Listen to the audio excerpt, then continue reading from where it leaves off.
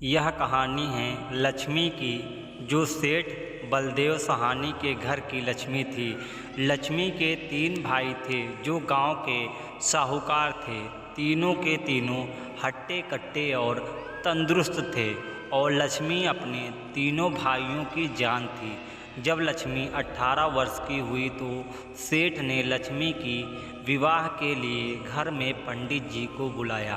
पंडित जी, जजमान, लक्ष्मी बिटिया की कुंडली जिस व्यक्ति से मिल रही है वह एक बहुत ही साधारण परिवार का है।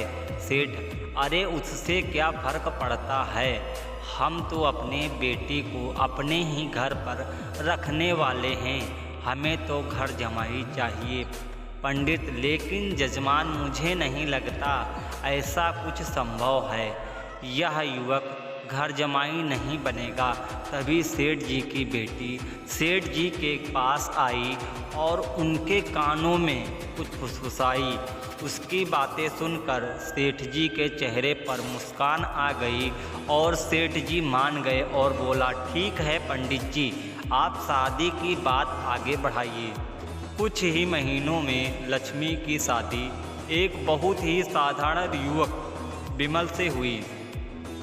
शुरू में दोनों ही अच्छी तरह रह रहे थे और विमल की माँ सरिता भी बहुत खुश थी। एक दिन सोते वक्त लक्ष्मी ने विमल से बात की, लक्ष्मी सुनो ना, इस घर में सोफ़ा है और ना ही गद्देदार पलंग है और ना ही टीवी है। आप मेरे साथ मेरे पापा के घर चलिए ना, वहाँ सब कुछ है। विमल: नहीं लक्ष्मी, अब यही तुम्हारा घर है, तुम्हें इसी घर में रहने की आदत डालनी होगी। उस दिन के बाद लक्ष्मी हर छोटी छोटी सी बात के लिए विमल से झगड़ा किया करती थी। उनके बीच बात इतनी बिगड़ गई कि अब लक्ष्मी कभी बेलन तो कभी बर्तन फेंक फेंक कर विमल को मारती। सरिता: विमल बेटा, ये क्या है, तुम दोनों ऐसे लड़ क्यों रहे हो? विमल: माँ ये रट लगाए बैठी है कि मैं भी उसके साथ उसके पापा के घर जाकर रहूं। घर जमाई बनकर भला मैं ये कैसे कर सकता हूँ, और इसलिए हमारी रोज़ अबन होती है। सरिता: एक काम कर, तू उसे अच्छे से समझा कि अब यही उसका घर है। अगले दिन फिर लक्ष्मी विमल को अपने साथ चलने के लिए जोर डालने लगती है। लक्ष्मी, आप मेरे साथ मेरे घर चलिए, आपको यहाँ गरीबों की तरह जीने की कोई ज़रूरत नहीं है, मेरे पापा के पास सब कुछ है।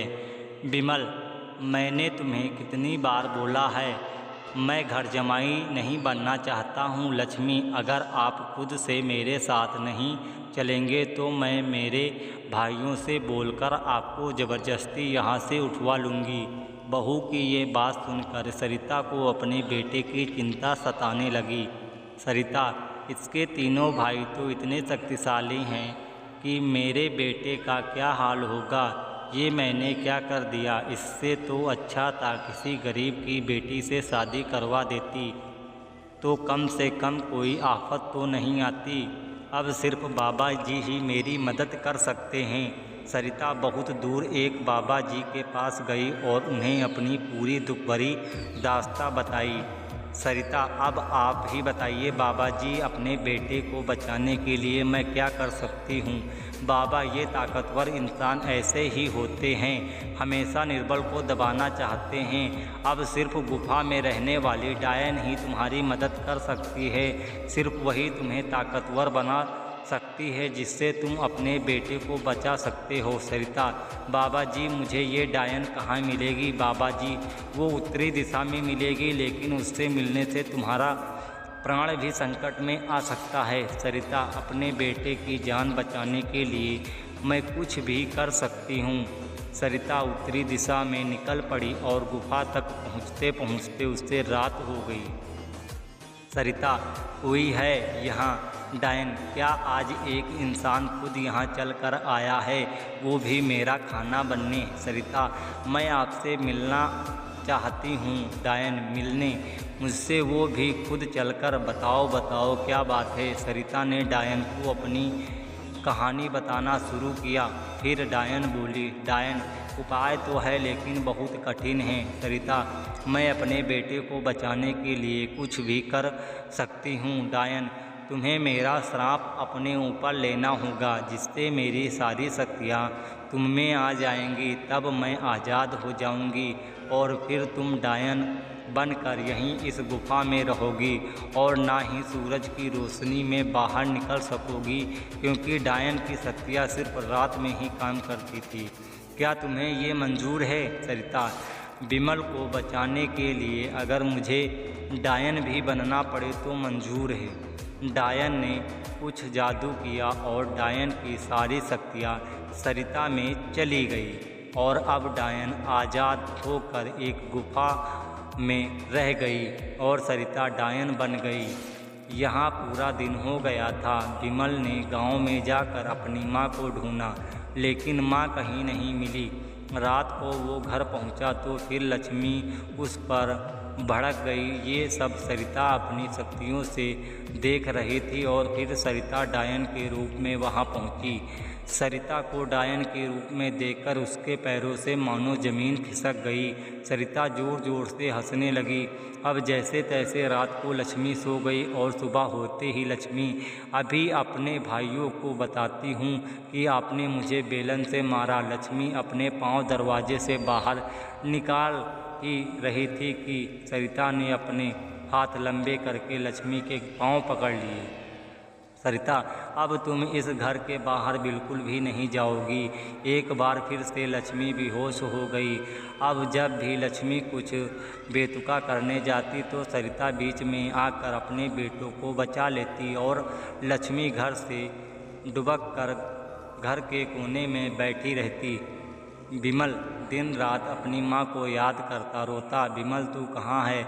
माँ तू कहाँ है? गई है मुझे छोड़कर। सरिता बेटा विमल, मैं यहीं हूँ तेरे पास, लेकिन इस डायन के रूप में हूँ। ये सब सुनकर विमल बहुत डर जाता है। सरिता, डर मत बेटा, मुझसे तेरा रूप देखा नहीं गया है इसलिए मुझे ये सब करना पड़ा। ये सब पीछे खड़ी लक्ष्मी सुन रही थी। तभी सरिता ने उसे देख लिया और अपनी शक्तियों से दीवार पर लटका दिया और लक्ष्मी से बोली, सरिता जा रही हूँ लेकिन एक बात समझ ले, मेरे बेटे को परेशान करने की भी तूने या तेरे घर वालों ने सोची तो मैं फिर से आऊँगी। लक्ष्मी जी जी माँ जी, अब मैं इन्हें कभी नहीं परेशान करूँगी। ये जैसा बोलेंगे मैं वैसा करूँगी।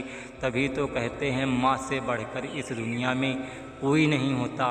माँ एक वरदान है जो अपनों बच्चों के लिए कुछ भी कर सकती है। दोस्तों, उम्मीद करता हूँ ये कहानी आपको बहुत ही पसंद आई होगी। अगर पसंद आई हो तो वीडियो को लाइक और चैनल को सब्सक्राइब जरूर करिएगा। कहते हैं फूल कभी दोबारा नहीं खिलते, जन्म कभी दोबारा नहीं मिलते। मिलते हैं हज़ारों लोग मगर हज़ारों गलतियाँ माफ़ करने वाले माँ बाप नहीं मिलते। तो दोस्तों, अगर यह वीडियो आपको अच्छी लगी हो तो वीडियो को लाइक और चैनल को सब्सक्राइब जरूर करिएगा। अगर आप भी ऐसी वीडियो सुनना चाहते हैं तो हमारे चैनल को सब्सक्राइब जरूर करिएगा और वीडियो को ज़्यादा से ज़्यादा अपने दोस्तों तक ज़रूर शेयर करें। आप किस टॉपिक पर अगली स्टोरी सुनना चाहते हैं हमें कमेंट बॉक्स में कमेंट करके ज़रूर बताइए। कम्युनिटी पोस्ट में हमने एक पोस्ट डाला है, उसमें आप चॉइस कर सकते हैं मैं कौन सी स्टोरी सुनना चाहता हूँ। उम्मीद करता हूँ यह स्टोरी आपको बहुत अच्छी लगी होगी। तब तक के जय हिंद, वंदे मातरम। मिलते हैं